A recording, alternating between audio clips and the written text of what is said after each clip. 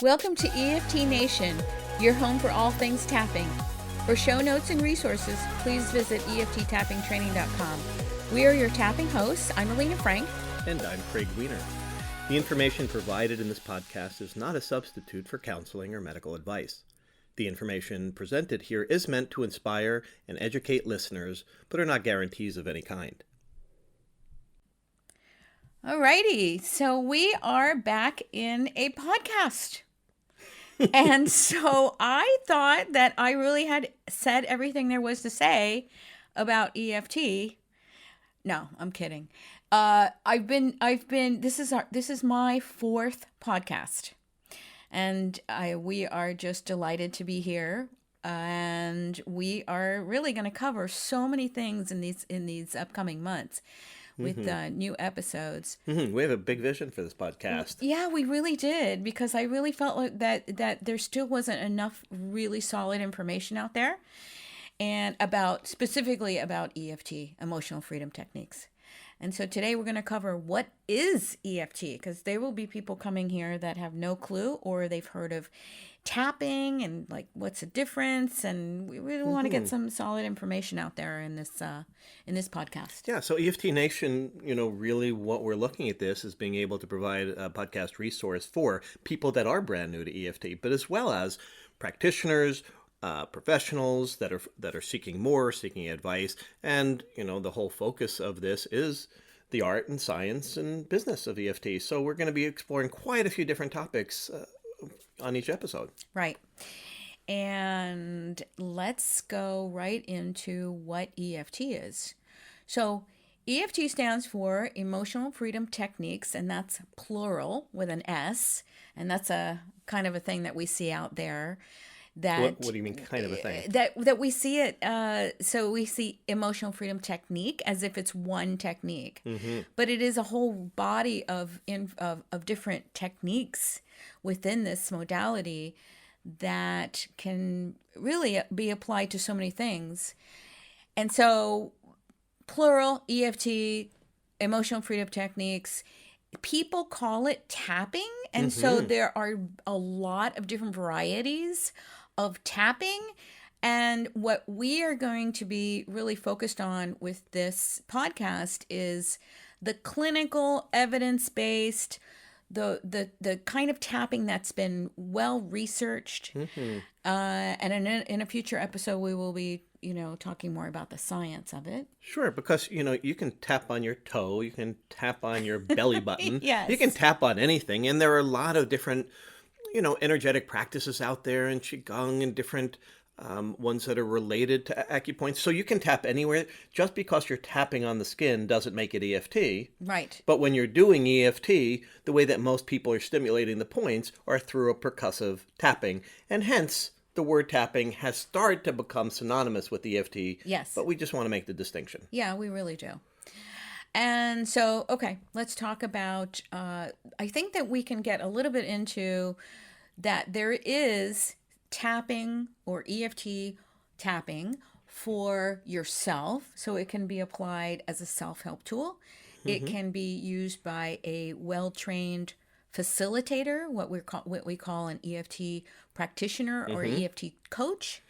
It can be integrated into an existing any kind of really healthcare modality or practice. Anything from like a psychotherapist? Yes. Or an MD. We've trained MDs. Acupuncturists? Yes. Body workers, chiropractors, etc. So naturopaths. So a lot of different professionals have integrated EFT into that techniques. And, our concern is not necessarily who's doing it, just that they're well-trained, certified, and, they have the experience and skill to do it effectively and safely. Absolutely. Right? So a little bit of history. Gary Craig, the founder of EFT, really derived EFT from something called thought field therapy that was developed by Dr. Roger Callahan based on Chinese medicine and an understanding of acupoints. So these are points that are stimulated on the face and upper body. And with a acupuncturist, you might insert a needle into these points. But these particular points that we use with EFT are really close to the surface of the skin so that we can activate the point by simply tapping, using our fingers and tapping on our face, but we could also just touch the point, hold the point. We'll get into some variations of that in another episode.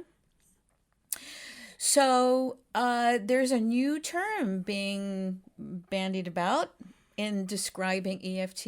And Craig, you want to tell us about that? Yeah, well, what I want to say is that EFT historically is built on the shoulders of other traditions, right? So you Yes. already mentioned it's built on the stimulation of meridian acupoints, but those same acupoints also have, from a scientific perspective, their stimulation of the surface of the skin, which has a neurological sensory component that goes to the brain that elicits a response in the body. So when we look at EFT, we can look at it through several paradigms. We can look at it through an energetic paradigm based on meridians and Chinese medicine, but you can also look at it through a neurological, somatic, body-oriented intervention. There's certainly a lot of exploration of thoughts, feelings, emotions, beliefs, cognitive constructs. So when we start to look at EFT as an integrated whole, right, one of the ways, and there are other modalities and other kinds of tapping modalities that are kind of sisters and cousins. There's a term that's starting to be used to describe this body of work, of these body of techniques, referring to it as a cognitive somatic energy modality. In other words, it's a kind of a fancy word for a body-mind energetic technique, right? Sure. We're using the body, stimulating the body. We're thinking of different things. We're also, whether you believe it or not, quote unquote, is using an energetic component. So that's helping us to describe what we're working to change. And what somebody typically uses EFT, whether they're working with a practitioner or on themselves, is they're working to reduce negative thoughts. They're working to become more emotionally regulated. They're working to change limiting beliefs or to change maybe destructive patterns in their life. And so when we start to look at it through a more scientific lens, in the next episode, we're going to really focus on that. We need to give it some evidence here. So what I want to say is one of the pet projects that we took on that took many years was we created a film and websites around something called the science of tapping. Okay. And what a lot of people don't know, they think it might be a little out there or woo-woo, but it has a tremendous body of evidence behind it. There's now over 100 published studies, over 50 randomized controlled trials. There's 5 meta-analyses, and we're looking at research that's very, very thorough with anxiety, depression, PTSD. Many of the early studies were based on how somebody felt after EFT, kind of subjective studies, but really in the last 2 years, we're seeing studies that are using functional MRIs, brainwave studies, hormone testing, epigenetic testing to document the evidence behind how EFT is showing to be effective. I think I want to step back a moment and just add that it's actually, and so I can just imagine that we're going to do at least 2, 3, 4 episodes on this alone, but about around the science of it. But what I wanted to insert here is that someone coming new to this and just really kind of discovering or just starting out in this journey of exploring EFT tapping, that there could be a lot of skepticism because you've just named that EFT can work on everything from a phobia to insomnia. Well, I actually haven't even said that yet because there is studies that show EFT to be effective for, as you're saying, phobias, public speaking anxiety, job burnout, enhanced athletic performance, chronic pain, fibromyalgia, food cravings, weight loss, insomnia, psoriasis, and I could keep going as studies are being published about that. And that, of course, could make somebody pretty skeptical. Well, and case in point, you knew about or had heard about EFT as a chiropractor and had kind of poo-pooed it. I did. Because of this idea, like, what are you talking about? That it helps everything from A to Z. Well, here's the underlying common thread with all of that. All of those things are affected by stress. And if we think of EFT as a way to take stress off the body for the body's innate healing ability to be there, to show up in a big way and to have the immune system completely working and to regulate the nervous system and things like that. So if all the common thread is that we're addressing the stress in the body for the body then to be able to heal itself, then that makes more sense. It does. And stress isn't just some vague emotional response. Stress has a very, very clear process that it goes through in our neuroendocrine system with regard to how our body responds to a stressful event. And that stress can influence, like you said, our physical health. The stress response can involve how anxious I am speaking in front of a group. That stress can involve how I am in a relationship. That stress can involve when I'm about to play tennis, golf, basketball, whatever the sport is that I'm doing. So that elevated stress response can often make me less effective with being my best in that moment, no matter what the application. So, when skeptics come to me or talk to me about EFT, I have total okayness with them being skeptical because I was for years until I really started to read the research and understand, what we're really affecting is the stress response. And in a sense, I'll loosely say, the way that adverse past experiences, bad things that have happened to me in my life, can affect my ability to look at what's in front of me or what's coming up. Right? So the best way to look at what your future is going to be like is often to take a look in your rearview window at your past, because we tend to repeat those same patterns. So EFT gives us, in a sense, that emotional freedom to experience something newly, not just the way that we have in the past. Right. I also, we wrote an article, or you wrote the majority of it. So it was an article that you wrote on the theories on how it works. And to be quite honest, it's like, do we really know? Well, do we definitively know how it works? No, well, we don't even know exactly about how gravity works. Right. But there are theories. Yeah. So one theory is there's counter conditioning. Right. So in other words, when we're doing tapping. Yes. And we'll be talking more about this. What are the words we're saying while we're stimulating? What we're trying to do is wire in a new pattern. So in other words, for example, if I'm, about to do, a podcast here and I used to be a little bit more anxious about speaking in public, etc. And if I have a past history of every time I'm about to think about somebody listening to me or speaking in an audience, and my palms start sweating and my heart starts beating, I have a conditioned response that I've learned about what that means. Yep. So when we're doing EFT, what we're working to do, and what one of the theories is that we're creating a counter conditioning. That when we're doing the tapping, I'm now able to picture myself and feel myself speaking in front of an audience, but my body isn't going into a dysregulated, hyper anxious, palm sweating, heart beating fast state. Right. And all of a sudden, I have a new learning in my brain and body with regard to that activity. So one of the theories is a counter conditioning. Right. Because often we're working with the memories of past experiences when things didn't go so well. We can also start to look at different ways and theories regarding the use of memory reconsolidation, how we re-remember something differently so that we can do it differently in the future.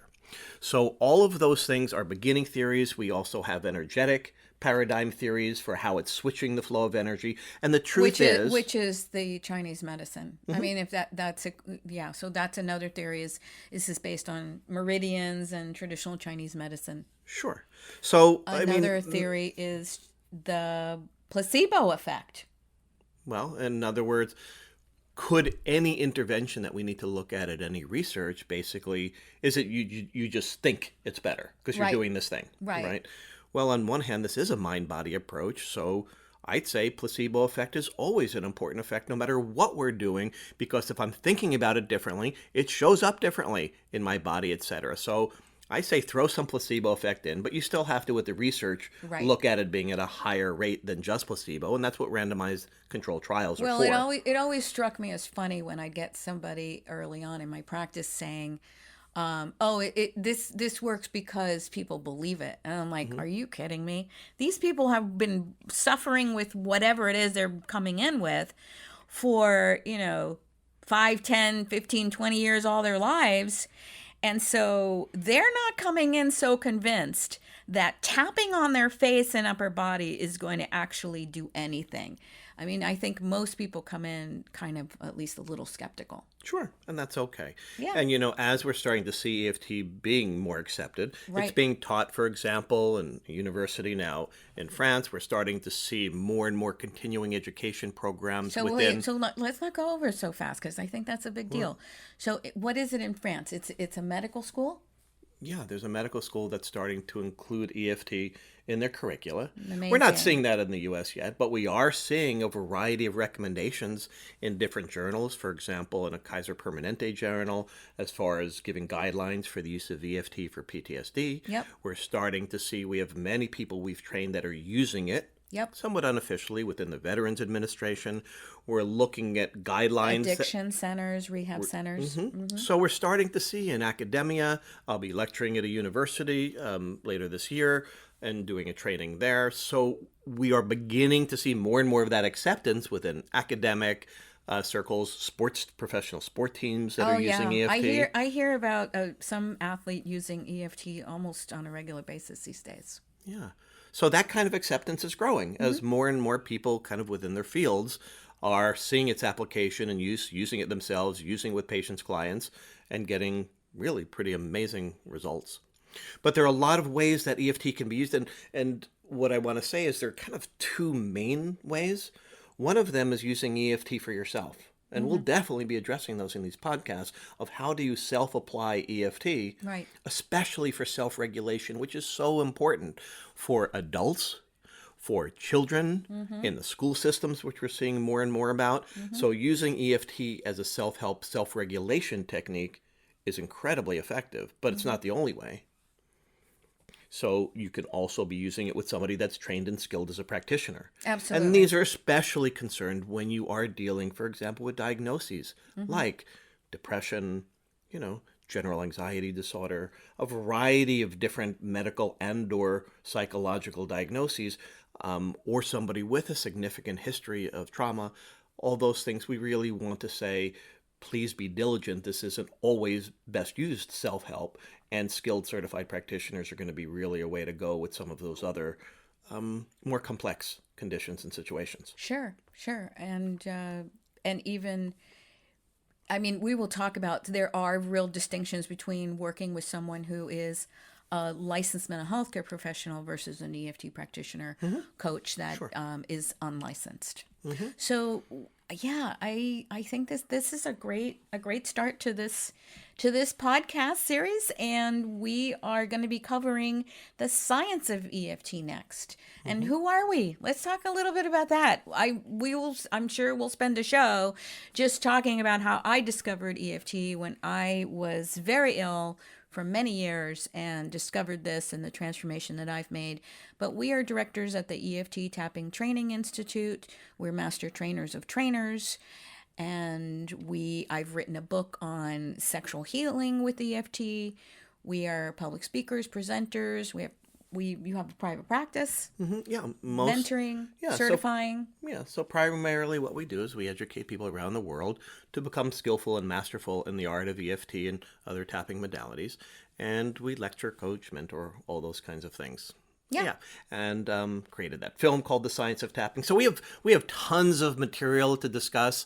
And so we just want to say thank you for joining us today. This is an introduction. We're really going to work to keep these podcasts nice and tight so that, you're on a 20-minute workout on the elliptical and you can go ahead and listen to us without them being an hour long. And we're really going to do our best to keep it nice and tight with a great variety of topics, both for people that are brand new to EFT or ones that know a little bit about EFT to ones that have been in the field a long time and are looking to pick up some more tips as well.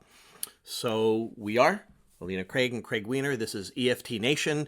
Thank you so much for joining us today. We look forward to seeing you next time.